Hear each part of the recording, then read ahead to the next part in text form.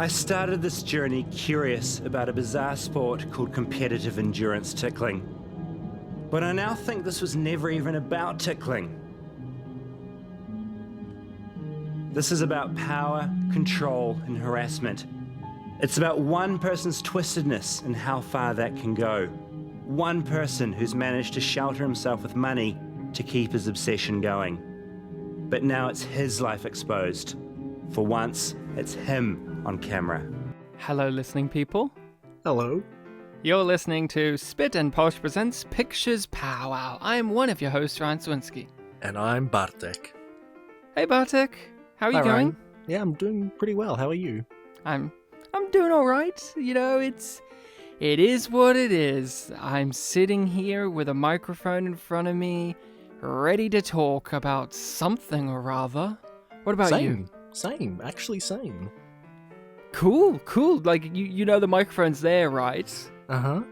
Oh, good. I just want to make sure you weren't unaware of a secret microphone that we've hidden in your room, recording you for other means, but you know that this microphone's here for this podcast. Yes, if there was another microphone, that would be a real-life conspiracy, if you can believe those exist. Oh, boy. So we're here talking about a movie that has come recommended. The format of that usually goes Bartek, then me, then the listening people. This week it falls on a recommendation that came from me and a first-time kind of recommendation, a first-time thing for the podcast, us. We're discussing a documentary.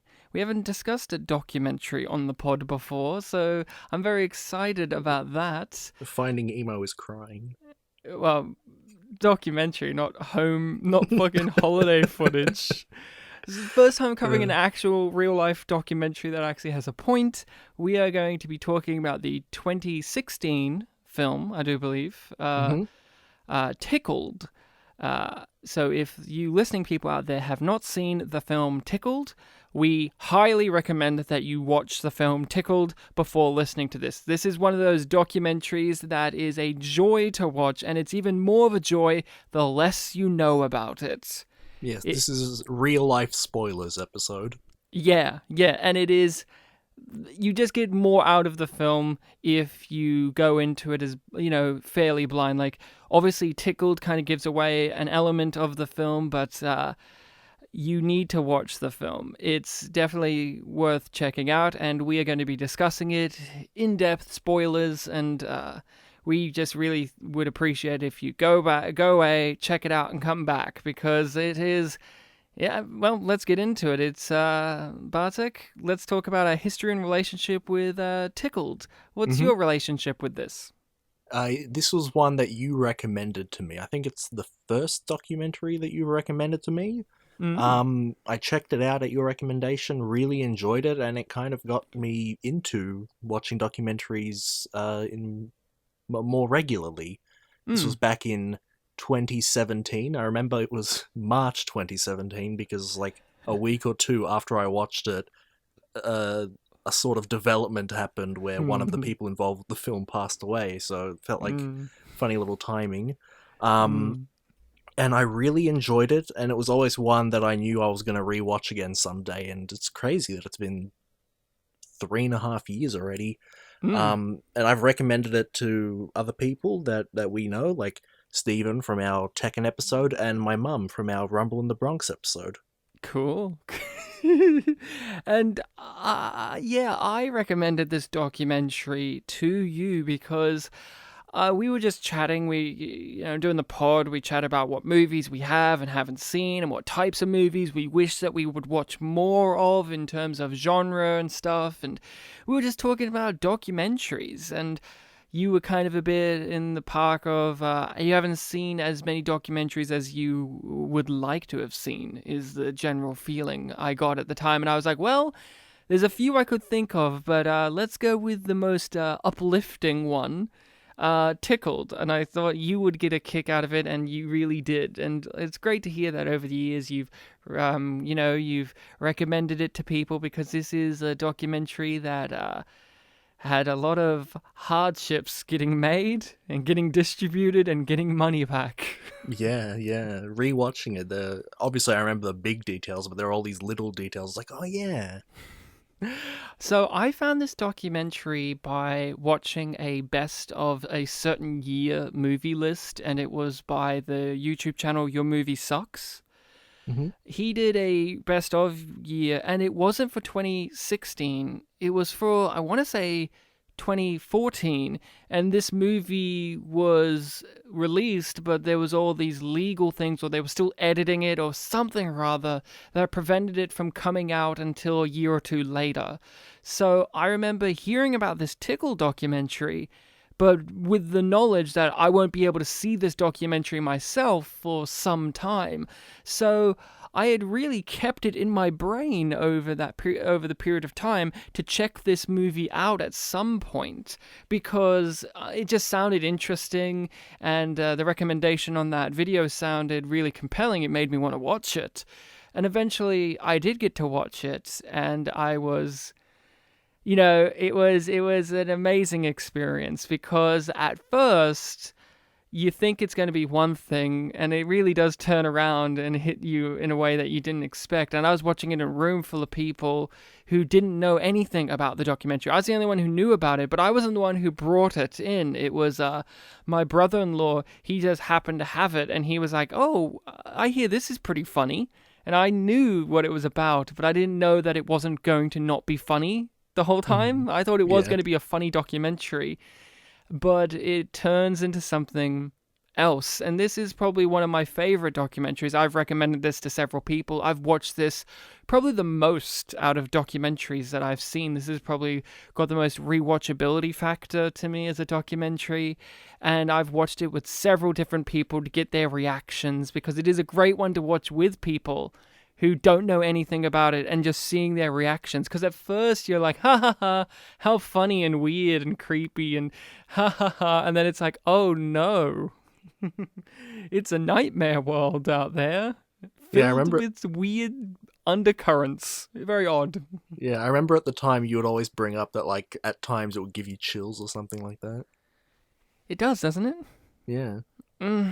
So that's my history with this movie, and I like documentaries. I have always kind of appreciated documentaries, but it took me a while to kind of get a groove with documentaries in terms of actually finding ones that I like and that kind of feel. Because just to talk about our relationship with documentary films, Bartek, I, like many people in school and high school, was like, oh, you're going to watch a documentary, and it's either going to be a nature documentary or it's going to be a Michael Moore documentary. Because if it isn't David Attenborough talking about fucking polar bears or something, then it's going to be Michael Moore, because he's the big documentary guy. And if you don't like him, then you won't like documentaries. Was always kind of the attitude that I was presented growing up, is he's the documentary guy, and if you don't like his things, then you're not going to like any documentary.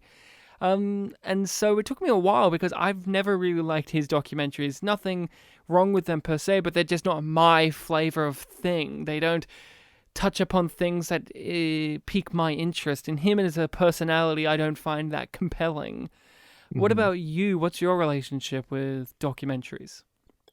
Documentaries, I hadn't really thought about them too much growing up. Whenever I watched them in school, they were always like science based. So, the various topics that middle school age science classes cover. So, like chemistry, stuff about like space, and I remember sex ed had some ones because those were funny.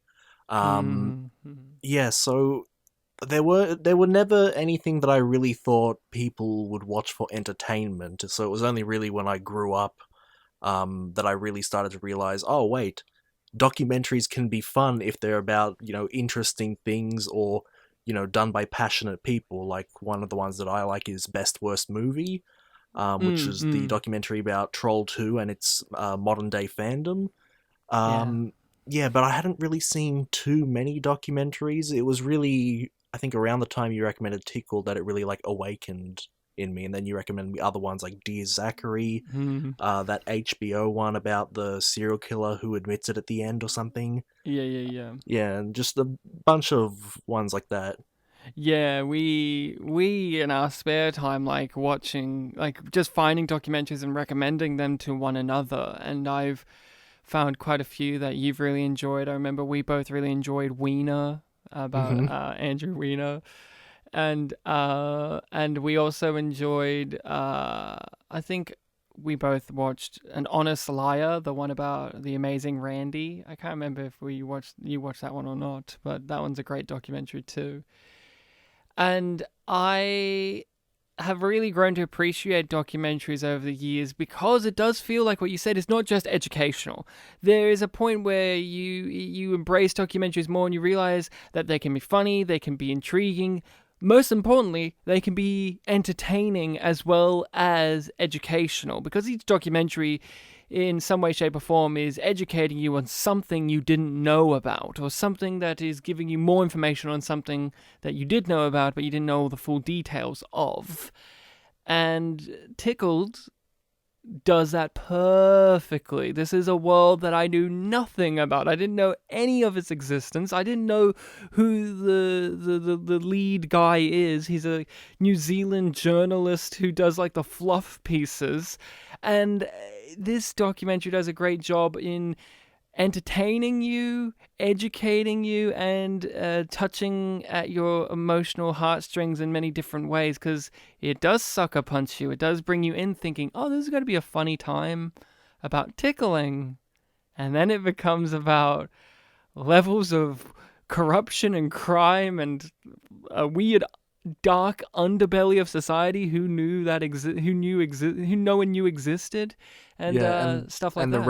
and the red flags get raised really early.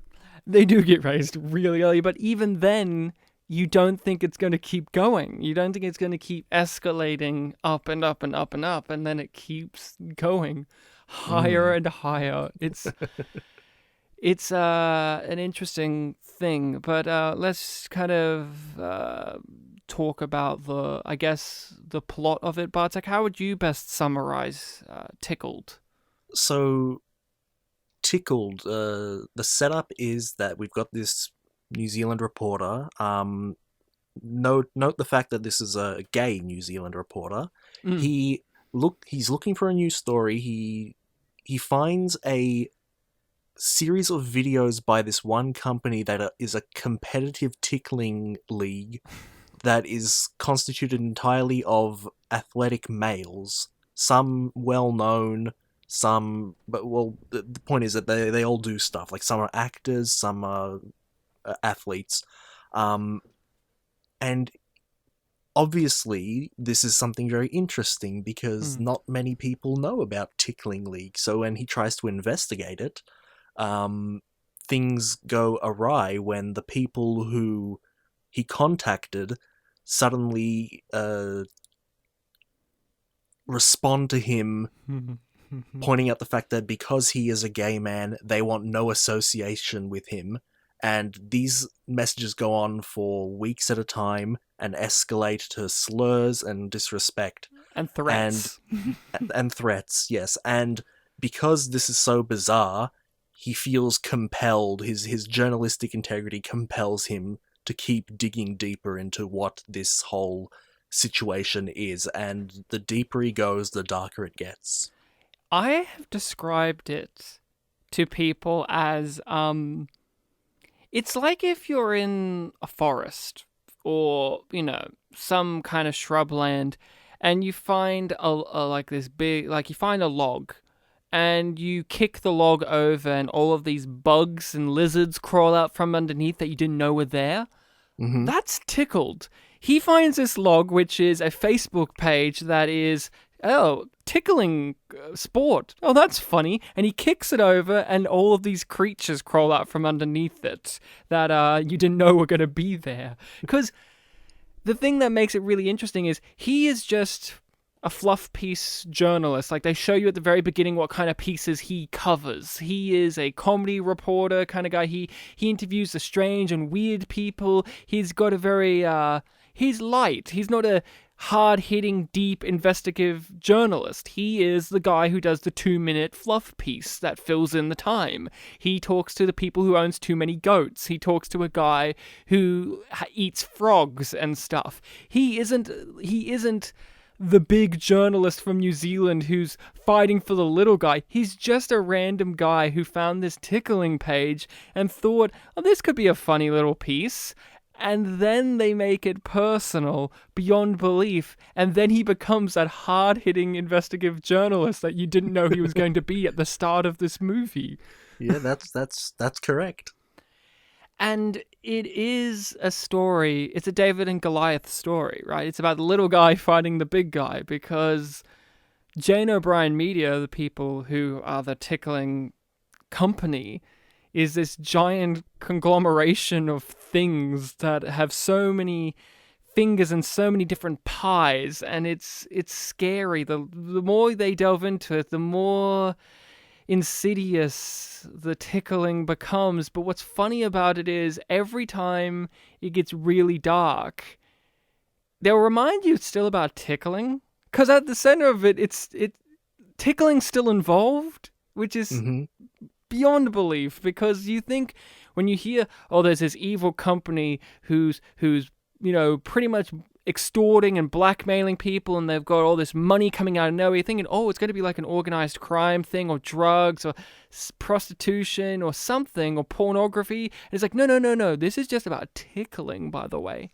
Yeah, and some of the earliest things that are established in this film is that when the reporter, Dave Ferrier, I think his name is, when he manages to actually get into contact with some of the people that appear in the videos, for them it was literally, just about the money. It wasn't about, a passion for tickling or anything like that. So on the surface level, it's these guys who are like clearly finding their situation kind of amusing. But then it's just about what the company behind it thinks about tickling. Like, is it a fetishistic thing for them? Is it like something that's actually serious? And as we learn, it leans to the former. Well, yeah, not that they would like you to believe that, Jane O'Brien Media. Mm-hmm.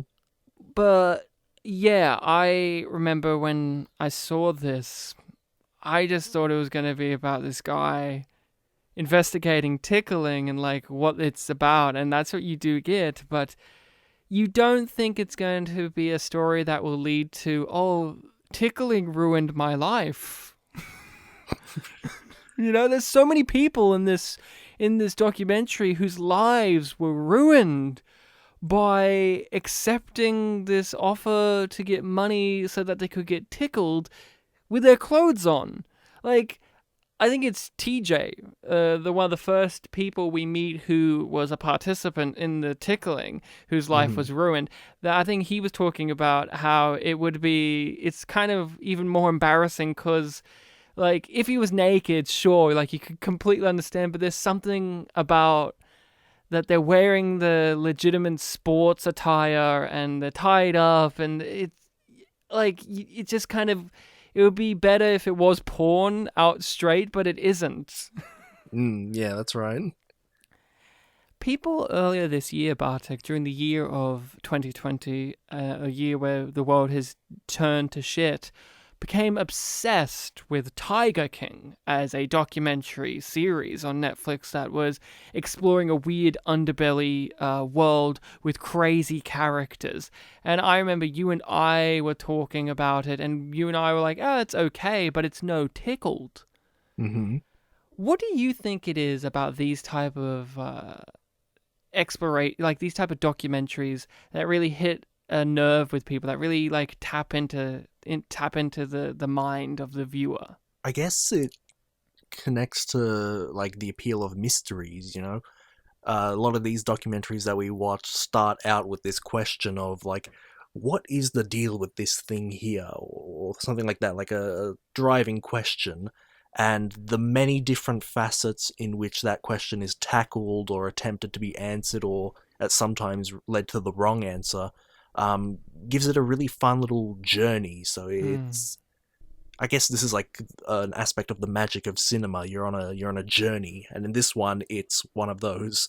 Oh, and a lot of these documentaries, it's the whole truth is stranger than fiction.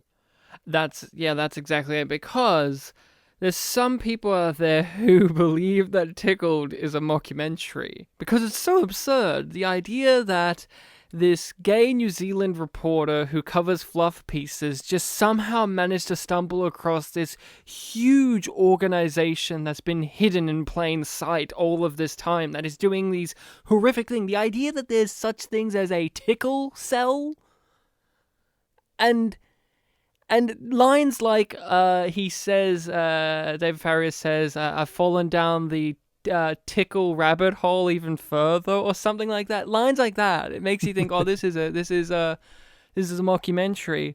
But it's the stranger than fiction aspect of these type of documentaries. Things like this and Art and Craft. That's another great documentary. Or Tiger King, where if this was a mockumentary, would it be that interesting? Perhaps. But the fact that this is real, the fact that Tiger King is real, the fact that these things are real, but not just the events, but the people involved are real, makes it so bizarre, because they are all cartoons. Like, one of my favorite like, I describe these people, these are real people, but because this situation's so absurd, it's kind of like they're from a cartoon. My favorite cartoon character that's in this documentary is Dave Starr, the casting agent for Terry Tickle back in the 90s to mid-2000s. And he feels like he's from Breaking Bad or Better Call Saul or something. Like, he feels like a TV show character, but he's a real guy. And he's just so blasé about the whole affair. Like, yeah, I was involved in tickling. It's just another job. Yeah, when he showed him all the letters he had, and there were some that weren't open, and one of them was a poem, and he didn't even have that strong a reaction to it. Yeah, because he had heard them all before. But I think that's a huge appeal of these documentaries to me, is it rides that line of this would be too silly for a mockumentary, but it's so brilliant that this is a real life documentary. Mm-hmm. Because there's a kick out of watching these bizarre characters that are real life people try and explain to us, the viewer, how they got into this mess. Because one of my other favorite aspects of the movie, Bartek, is the people who work for Jane O'Brien Media. Mm-hmm. How do you feel about those people? Yeah, that's quite an eclectic group. You got the one guy who's very friendly and like on the same level as Dave, Marco. Yeah. Marco, and then you've got the guys who, are cordial until they discover, an aspect of Dave's side of things, like the fact that he's recording, and then they just get like straight up, antagonistic and stalwart. They do not want to change. Yeah, and the one we want to mention is Kevin, the big guy with the white hair and ponytail. Mm-hmm. I'm fascinated by him as an individual because out of all the people that we meet who work for this tickling organization, he's the one that has clearly justified it to himself. Like, he's not just like Dave Starr was, where he was like, I was doing this for the money, like I was doing it as a bit, like Kevin, he has I don't know what he has, but he has some kind of internalized rationale behind how they can do these horrible things. Like, I don't know if it's just about the money for him or what. We don't know. We don't get to know anything about Kevin because that's what his point is. He doesn't want you to know anything because Jane O'Brien doesn't want you to know anything. He's a company man for a company that is about tickling. Yeah, and as soon as, he gets antagonistic and he notices the camera, like every time you see him, he's constantly talking. He's got things to say. He's pointing out, he's like narrating what's happening. Like, you think you know what you're doing, blah, blah, blah, things like that. So he's trying to make everything go his way, get his ideas into, whoever he's talking to's head. And they have a whole meeting in which the point of them coming down is they don't want him to do this interview or documentary because they won't be able to control the spin of the story. And they want to be able to control the spin of the story of the tickling. Mm-hmm. Which brings me up to the point that I think we need to talk about, which is the film deals with homophobia in an interesting fashion. Because our lead, documentarian, our hero, David Farrier, is gay, and he gets sparked into this because they were bullying him, they were being homophobic to him, and as he says, it's so funny that the Tickling League don't want any homosexual connotations when it's probably the gayest thing he's ever seen in his life.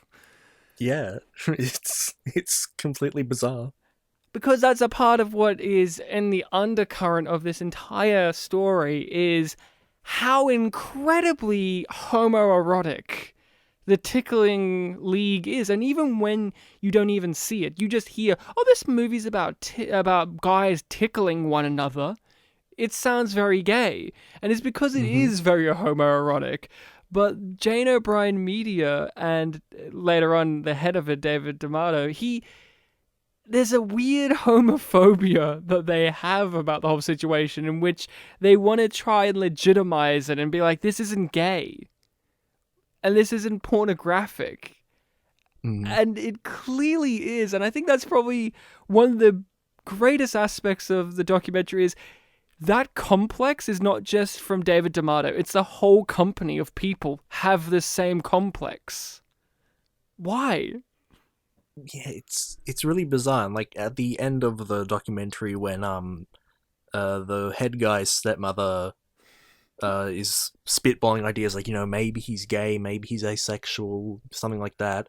You don't get the answer, and it's such a bizarre thing that this huge organization is centered around this one guy's fetish, and it's to the point that I really can't fathom him interacting with any of the other people part of the organization. Well, no. It just seemed... No, Yeah. It's completely and I don't think, and I wouldn't be shocked if they've never interacted with him properly, because they've never met Jane, or they've never, because I don't know if Kevin and Marco and I think the guy's name was Andrew, those guys, I don't think, did they know that Jane O'Brien was this guy? I don't know. Maybe. I like to think that they did, because, I don't know, Kevin had the same exact rhetoric as David D'Amato when we met him. Yeah, I think Kevin was the one that said something like, you don't know how deep this goes, when it was the secret hotel meeting. So I think that implies that, he at least knows most of it. Yeah, but it is very strange, right? That we don't get an answer to it all. And is that dissatisfying from a perspective of a viewer? Because in a documentary, you kind of want, the answers. You want to know the full story. And we know, as people who have watched many documentaries, Bartek, that that's not always going to be the case. But when you watch something like this, is it a dissatisfying ending? I think it's definitely realistic, so I wouldn't say that they should have tried harder, made more. No. I would like to know a bit more, but the way it ends, it does have this holy shit, I just watched that kind of feel. You're still thinking about what you just watched more so than it's over. I agree. I think this is one of those endings where you don't get the full puzzle. And I think that's perfect, because that's what the head of this all, David D'Amato, that's his whole MO, is the only picture of him that exists is that one picture that they used in the documentary. He is such a mysterious, elusive figure who used all this money and power to hide. And we find out who he is, but do we find out why he does this all? Why? What happened to this guy? No, and that's just because that's how life works. You don't always get an explanation on these kind of things. This isn't a TV show where you can write a script and the backstory of the bad guy is this. The stepmother speculates, but she says... She gives us the maybes. But she says it too, like, but I don't know. Like, people don't just, develop inside of a vacuum. Mm-hmm. And I love that aspect of it because it makes you think of, is he gay? Was he gay? Was he asexual? What was he? But he was. I personally think he was most likely homosexual, and he had like this weird internalized homophobia that I've never seen before. Yeah, every time you hear one of his personas giving out the homophobic letters or tirades, it was similar to Kevin. It just feels like the point that they want to make, their stance, they're just gonna drive it into you as hard as they can, just pummel you with it.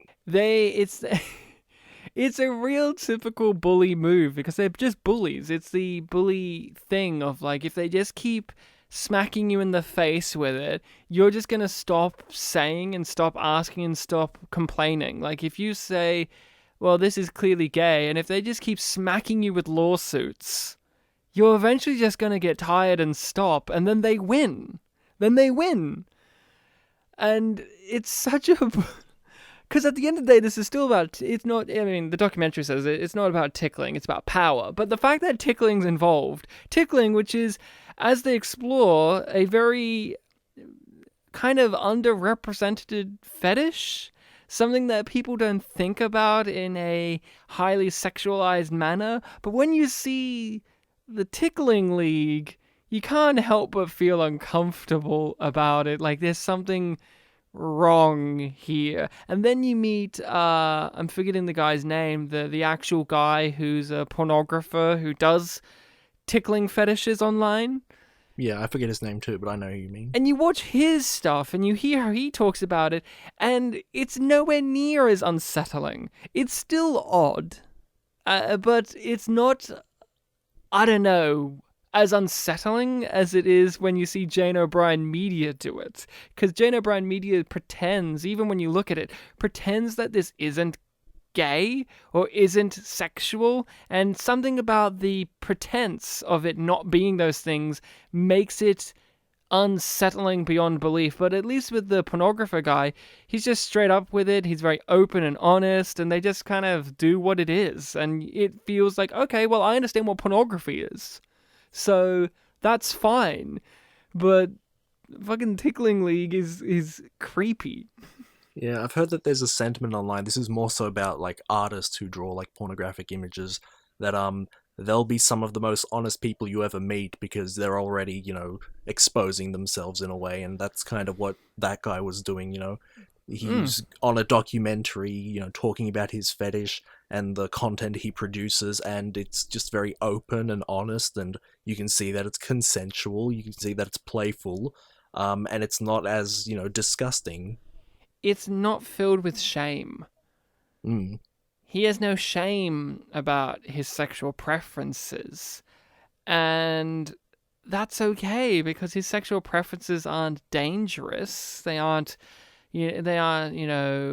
legal, but David D'Amato makes it dangerous by the fact that he is so clearly ashamed of it, to the point in which he's just using that shame to fuel his anger, to bully and control anyone who comes into his orbit. And that is what makes it very scary. And that's the great thing about this documentary is we're on the ground with David Ferrier and Dylan, where we're watching them get bullied by this guy, and they've said, no, I'm not having it. We're going to go against whoever this is, find them, expose them, and you're wanting them to succeed at that because just primal basic monkey brain thing is we don't like bullies.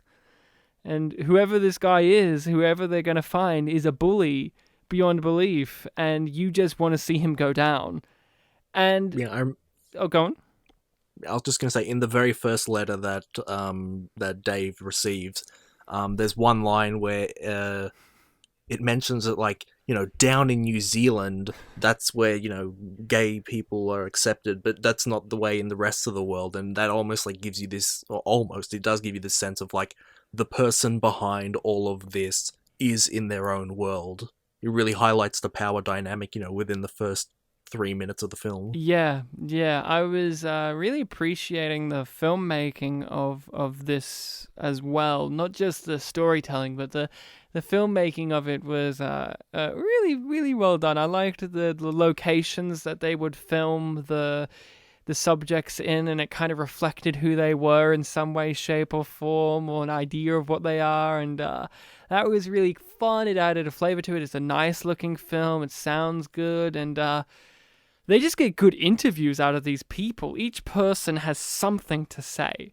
Yeah, I was gonna say Dave doesn't always go into like where he finds everyone or like how he got in contact with them. It's always kind of presented as like, finally we found someone who will talk, and that just gives this notion of like, oh man, what did he finally uncover? And that was like the main one was TJ at the beginning. Yeah. Who I feel the most sorry for. Like, I don't know, everyone I feel sorry for in some way, but I feel bad for him. His life got ruined pretty bad. Yeah. Everything he said, really sad. And then I can't remember if it was him or the next guy that they talked to who was part of the videos.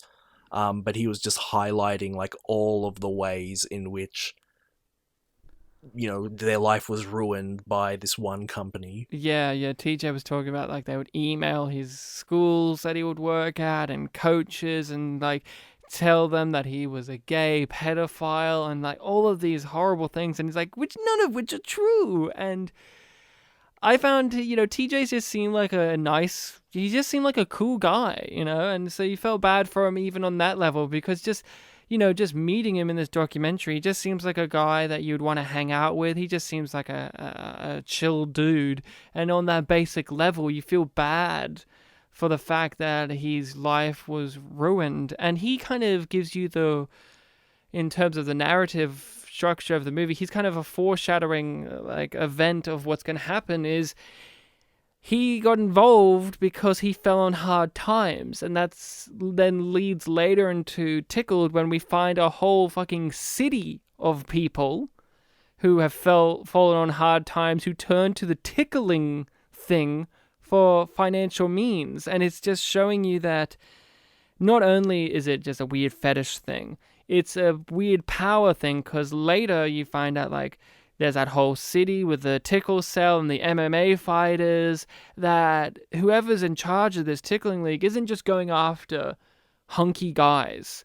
They're going after people who are down and out, people who need money, people who are suffering, and they're going to give them this money, make them happy for a little bit, but then make them suffer even more so. And that's fucking evil. Yeah, the whole reliance thing. Like, they depend on the money that they receive from these tickling jobs. But then, of course, as I can't remember which reporter said it, but, eventually, boys get all the toys and cars and things they want, and they don't need the tickling anymore. And then that pisses Terry Tickle off, like... did you have a favorite section in this on your rewatch of it? Favorite section? Oh, that's a good question.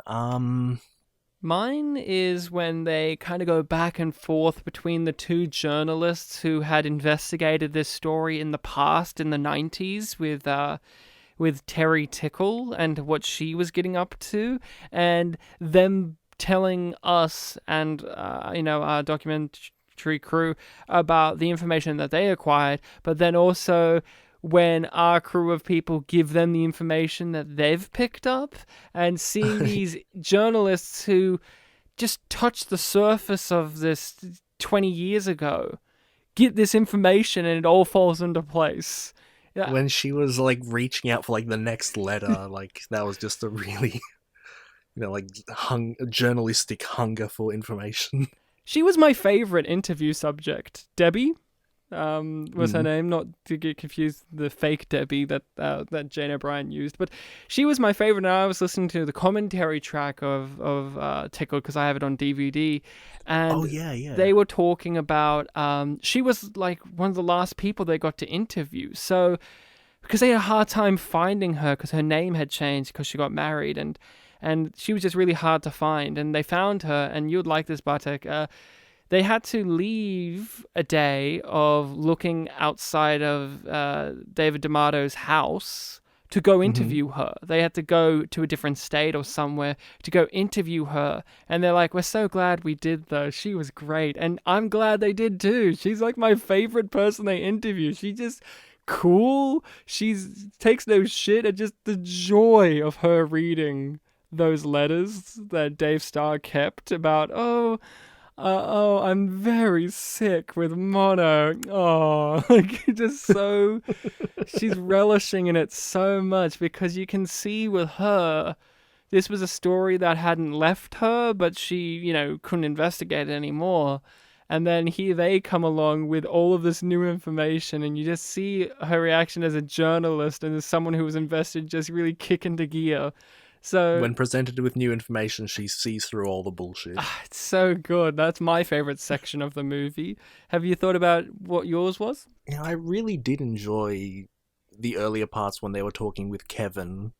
Yeah, just this unveiling thing going on. Just more questions are being asked. Like it's first act thing. You get more interested in it. Yeah, it's really hard to pick because the whole thing just comes together in such a way. I guess, talking to, and this isn't just one section, but the various interviews with the guys that were actually in the video, I think, were the most interesting for me. Yeah, they gave you an interesting insight into what it's actually like from that perspective. And what an interesting perspective that is.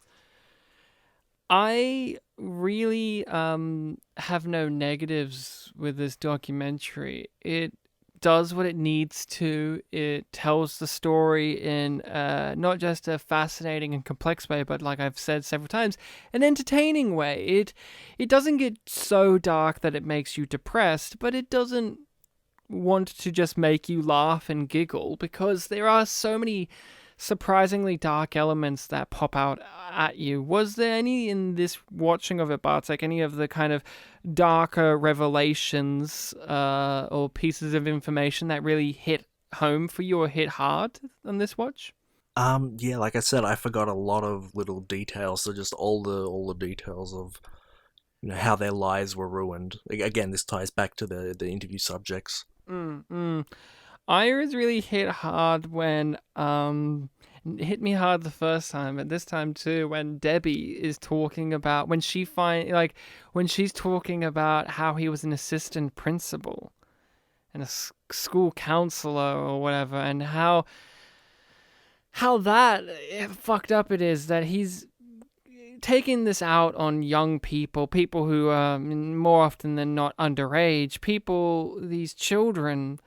And he's taking this weird, sick anger out on them, and his day job is working in that environment. And it goes against, his job, what he's meant to do. Goes against everything a teacher's supposed to be. Yeah, and that part really hits hard for me because it is... because the reveal is, he's a man. But at that point, you already... Like, when the thing started, you didn't think it was a woman, did you, Bartek? It was always kind of in your brain that this is most likely a dude. If it is just one guy, it feels like it would be a dude, yeah. Yeah, if it's one person, it's most likely a dude.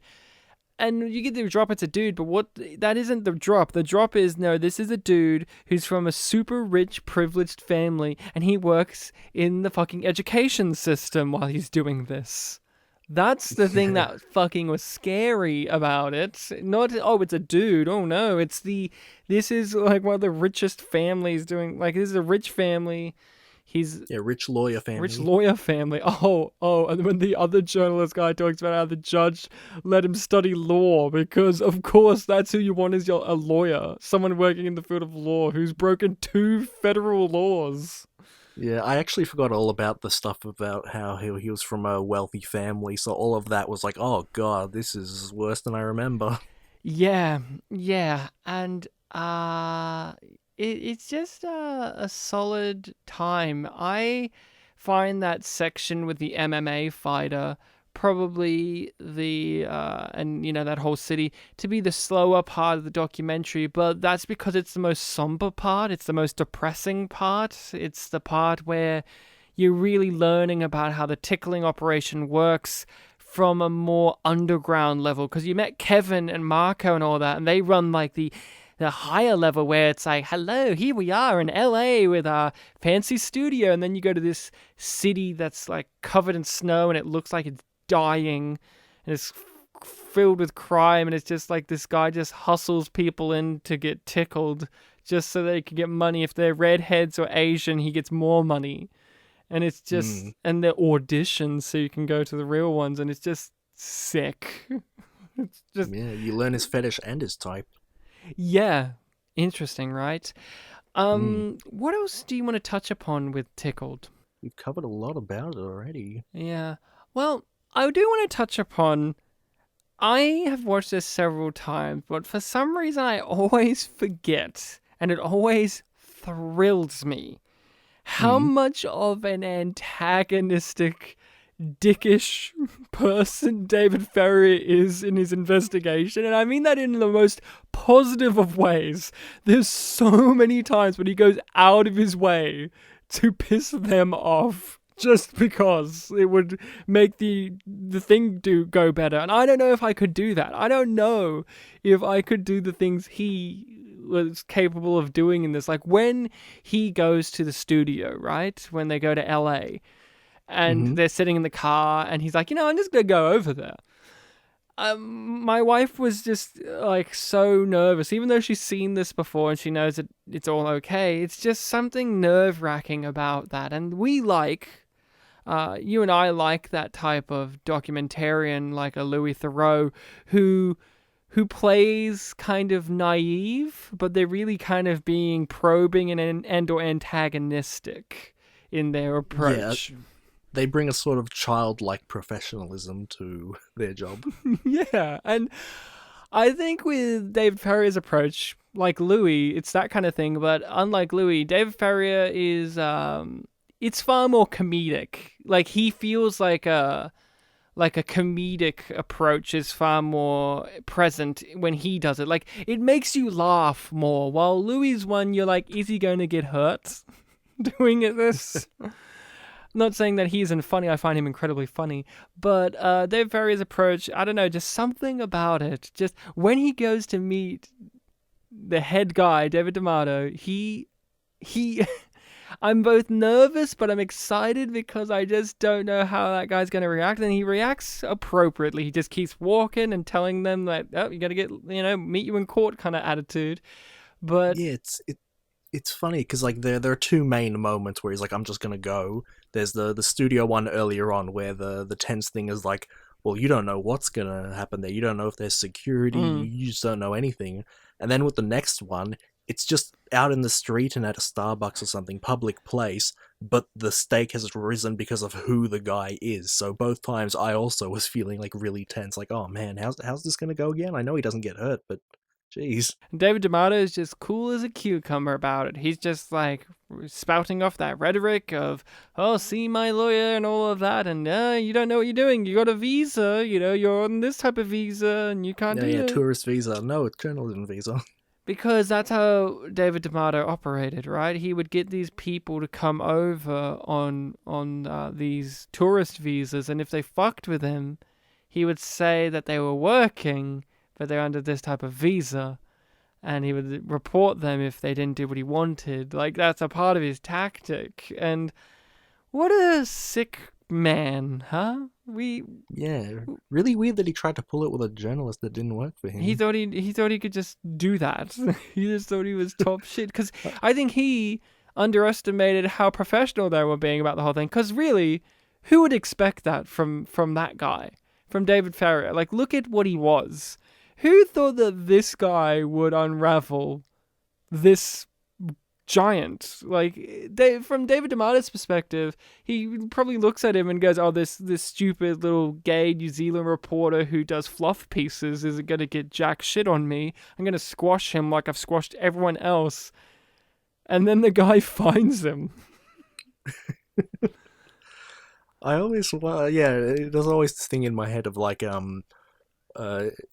what's going on in their head with like, oh, how did he find me? What did he do to find out where I am? I Must be crazy, but they're cool as cucumbers, you Yeah, said. he's just cool about it, and considering I do adore the phone call with his stepmother, and how she just is, oh, not again. I thought he was. You quote I thought it was. you quote that one particular line a lot. Oh, it never stopped. He never stopped. He Yeah. never stopped. What a group! How fucking terrifying that though, because he went to prison, right? He served his time, and it never ceased. The tickling, it never stopped for one moment in all of these decades. Mm-hmm. He was that good at operating this tickle empire. He's the Tickle King, which is what they were originally going to call the documentary, but then they thought Tickled because Tickle King gives away that it's a dude, even though it's pretty obvious. Yeah, well, that's what they called the follow-up thing, didn't they? Yeah. We want to talk about some of the behind-the-scenes real life and follow-up stuff about the documentary, because, of course, with a lot of documentaries, they don't just end after the documentary ends. There's fallout or stuff that happens after the documentary is released. You want to touch upon some of those things? I can try. I actually didn't rewatch it, but I remember little bits of it. So there was I think it was like a 20 to 30 minute follow-up called the Tickle King. And it was filmed during the premieres and the film festivals showing the film Tickled, the one that we're talking about right now. And the filming shows that there were some people as part of the conspiracy who went to the screenings and tried to cause trouble. And then in the last part of it, and I remember the sad thing was that Dave wasn't there, it was the other guy. Yeah. David D'Amato turns up, and it was really bizarre just to see this elusive figure now just in the audience and talking to the filmmaker and the audience. And yeah. And just exposing himself to the world, right? Because they were Facebook Living the event too. So, and it's just, that's what's bizarre is this guy's been so elusive and so secretive, and someone who literally no one knows anything about him. And if they do, they say that they don't. And if they say that, then they also say, leave him alone. Mm-hmm. Then just walks in and is like, hello, this is me, by the way. And I object to these statements that I'm a pervert. Like, I remember he was complimenting the film a lot, though. Well, yeah, it was a well-made film. Yeah. I listened to the commentary track for this. I have it on DVD, and it's Dylan and David, and they talk about why David wasn't there. He was at the New York screening, while Dylan was at the LA screening, and it was very odd because David D'Amato lives in New York, but he flew all the way out to LA to do that. So who knows?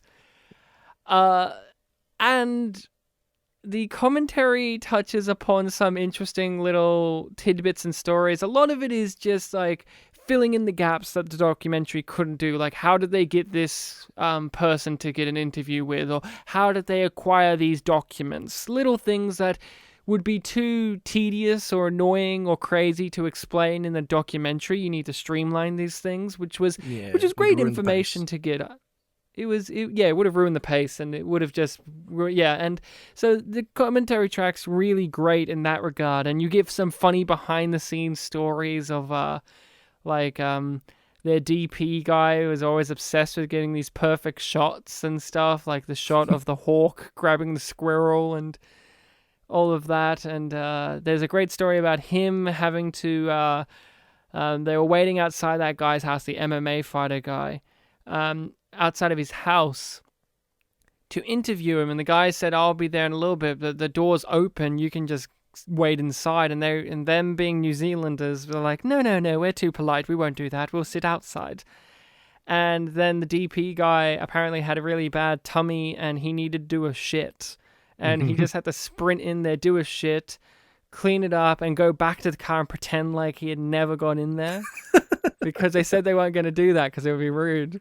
Right. So fun stuff like that. It was interesting stuff. And the question of like, when did when in this story did it become really scary and serious to them? Because we watch it and it's still kind of funny and levity builds in the first half of it, but there does come a point in the documentary where you, the audience, if it's done a good enough job, you become, this becomes serious. But they talk about, serious from day one, because I would get emails like 5 times a day telling me that my lifestyle was wrong. So it was kind of serious from the very beginning, which is interesting because that is true in the documentary, but you kind of still get the sense that there's a levity to it. But you gotta think about it. Like, they were getting harassed by these people like millions of times a day. Yeah, but I guess the documentary just highlighted like the bafflement. Yeah, which is of course key to it all. Is they were baffled, as you would be. The commentary track was really great. It was just them two answering some questions and talking further, and it gave some great behind-the-scenes info. I also watched an interview with Stephen Fry, who's an associate producer on this, I do believe, and how he got involved, and it was just very interesting, because when you watch it, it does say Stephen Fry presents, and you're like, how's Stephen Fry involved with this? I was like, is it the Stephen Fry? It's the Stephen Fry. He backed them on Indiegogo, and then he just kept being involved, and he just kept helping them out, and he would watch the cuts of it and give them advice. Oh, right. Yeah, the credits said that it was backed. Yeah. And stuff like that. So Stephen Fry became more heavily involved than they expected, and they were very thankful for that. And Stephen Fry talks about just, him being an openly gay man, and how he doesn't like tickling. And of course he was interested in backing this. This sounds like a very bizarre world. Oh, nice. And he doesn't like bullies, so Stephen Fry was involved. It was interested to be involved. I told and of course we got to touch upon David D'Amato died. Shortly after I watched it. How does that feel? Knowing that piece of information when you rewatch this, because when you watch a documentary like this, you're thinking, well, if the documentary doesn't get him, the fallout of the documentary will get the bad guy. But then David D'Amato's just fucking dead. Yeah, I remember at the time, because we talked about this earlier, like 15 minutes ago. The documentary ends, without all the questions, but it leaves you like pondering over everything. It didn't necessarily make you think like, oh, why did it end there? It did leave you with this sense of like, oh man, I wonder if there's gonna ever be any like future developments, for this story. And then once the guy died, it's like, oh well, anything that, any developments that would happen would be like posthumous or with someone else. And they won't hit as hard because David D'Amato was the guy. He's the person you want to see go down. And he's died. And I love they had some statement, the filmmakers on their site, about like how they were very sad to hear about his passing. Like yeah, I read that somewhere. I bet you were. And it adds an interesting wrinkle to this, and it does when you do watch these type of documentaries where it's a documentary about these type of figures, and then you know years pass and you know how things panned out afterwards. Like when we first watched it, it was still fresh and new, and David D'Amato was still alive, and then like for you a month later he died. But not even a month. Not even a month, a little bit later. But when you watch something like this and there's no conclusion to it in that regard, you're thinking, well, this will force something to happen in the real world. And it adds an interesting wrinkle when you go back to something like this, knowing that it did, and also it doesn't, because David D'Amato's dead. And so he's not really going to be facing these huge repercussions you would expect him to. And isn't that just his story? David D'Amato, isn't that just his fucking life story? Is he just never really faced these huge repercussions that you think he should have? Because I think David Ferrier says it at one point, like, he has all this money and all this power, but like if it was him doing this stuff, he would be in prison. Like David D'Amato can get away with it because he's got all this money. Yeah. But if it was just anyone, they would be in prison already and serving some serious time. But David D'Amato can get away with it. I just want to talk about the documentary. the commentary track for the documentary. It is one of the best because it's really funny. They give you some great insights of how documentary works. I've never listened to a commentary track on a documentary before. Mm-hmm. So it gives you an insight. It's also the worst commentary track I've ever listened to in my life. Yeah, this is what I'm interested in hearing. Because of one factor. Uh-huh. I bought this on DVD for like $30. So I expect some good shit. And I did get some good shit.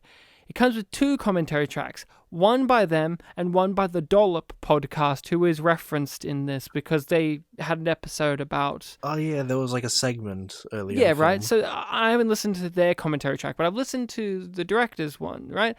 And it's out of sync from the very fucking beginning with the visuals. It's behind the visuals. Uh-huh. So it's like a few minutes behind the whole time. Minutes? Minutes. Oh, God.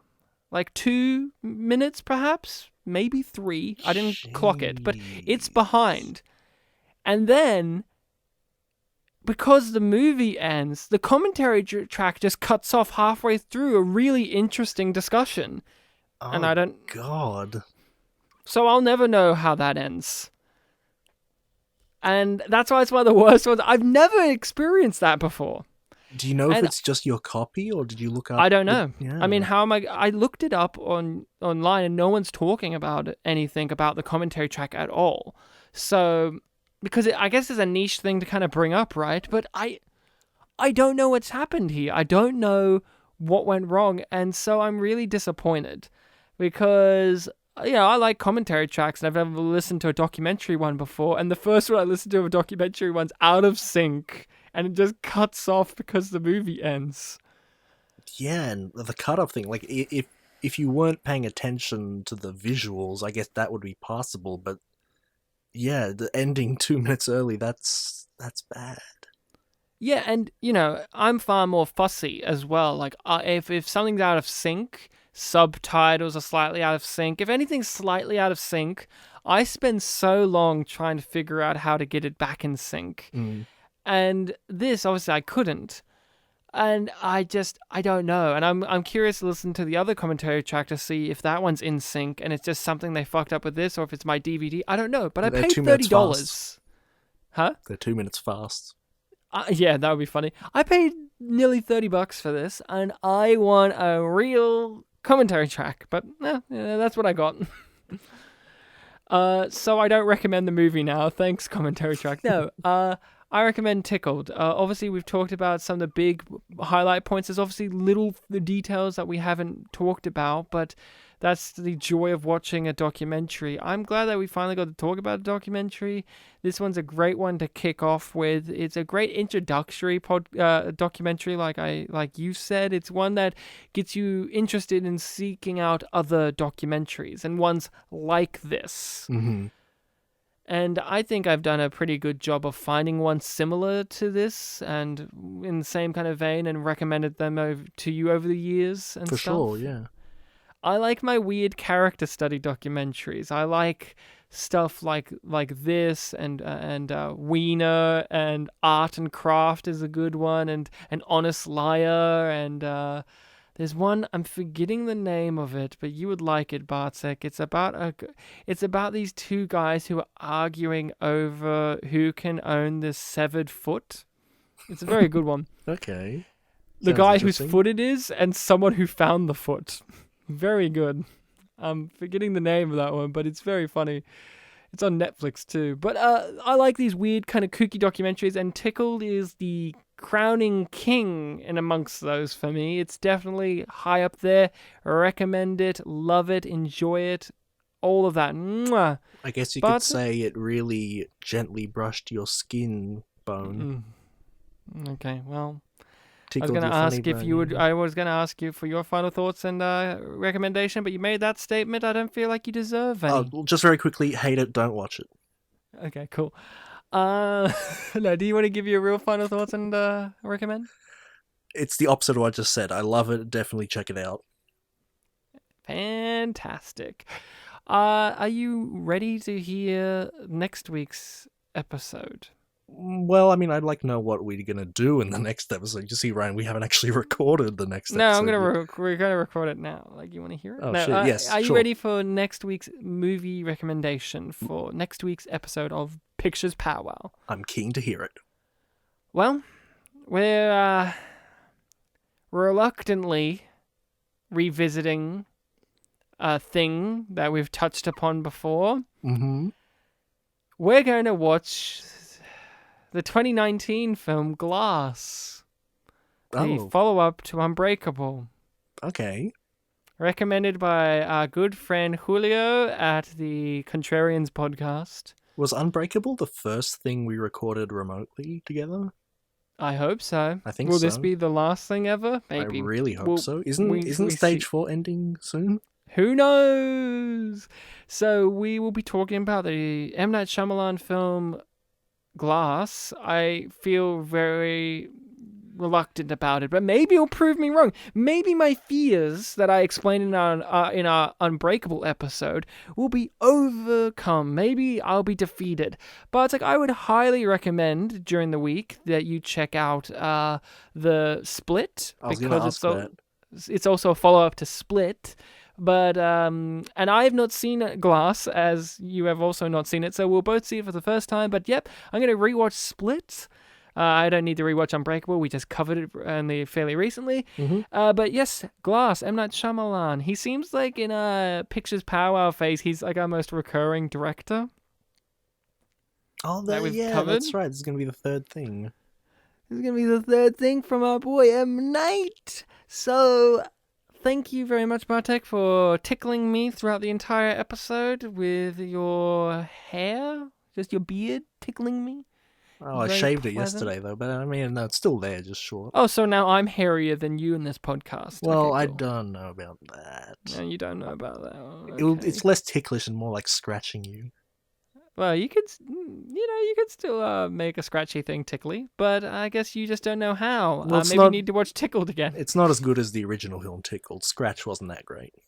Oh, you want to hear a fun fact about Tickled again? I got another one. They talked about how the guy who, the pornography guy, one of his conditions to be interviewed for fun, he wanted to tickle him. He wanted to strap him into the chair and tickle him. How did that And, not end up in the documentary? I don't think so. No, I mean, how didn't it? Oh, I don't know. And then David Farrier, because I think David Farrier is like, people don't need to see that. David Farrier then, being a jerk, demanded that everyone else get tickled too. Okay. So there you go. Listening people, you can find us on the social medias of Facebook and Twitter, Spit and Polish Presents. You can hit us up there. We have follow-up posts, discussions, all of that great stuff that you will find on those social media platforms. We have our email, spitandpolished@gmail.com, in which you can email us with your questions, queries, concerns, and recommendations for movies to cover in the future, because we have a list. You just heard our next one is going to be someone's suggestion. You have to suggest something for us to cover, or else we aren't going to cover it. If you're sitting there furrowing your brow going, when are they going to cover this 1947 German expressionist film? We aren't. We don't know about it. Tell us about it. Come on, guys. Do the legwork. You can also hit us up on those social medias with those suggestions as well. Bartek, do you have any wise words of wisdom to leave us on, and or a Polish fun fact? Oh, right. Yes, so you've been asking me about those lately. Let's see. Polish fun fact. Looking around the room, because apparently my room's Polish. How many frogs are there in Poland? I remember one time, when I was in Poland, I was walking with my cousin. Who was a frog? Yeah. Go on. My cousin who's a frog. You were walking, he was hopping, yeah. It was a she, but yeah. Okay, cool. Yeah, very cool. Yeah, we were walking and there was a frog on the path and she got scared and I said, "Don't worry," and then we moved on. Oh wow! What do Polish frogs look like? They just look like kind of like what? Do they look any different, or are they just kind of just normal green frogs, or what?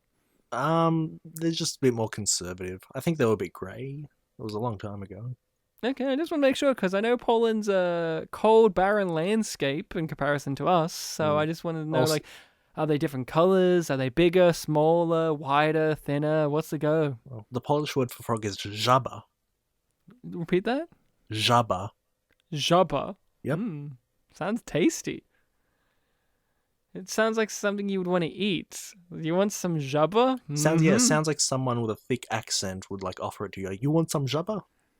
It's like that episode of The Simpsons when he goes to the Twin Towers and he's offered some Mountain Dew or crab juice and some, what was it? Some craplava or whatever. I can't remember what it was called, but he's like, and Homer's like, ugh, crab juice, please. You want some żaba? I don't know what crab is in Polish, but I know lobster is homar. Oh wow, a lot Sounds of like Homer. these animal creatures have a name like at the end of it. Żaba, choba, yeah, Homer. It's a lot of R's. It's like Homer, but with an A instead of an E. Oh, there you go. And Homer had a pet lobster at one point, didn't he? Yes, he did. Homer and his homar. There. So until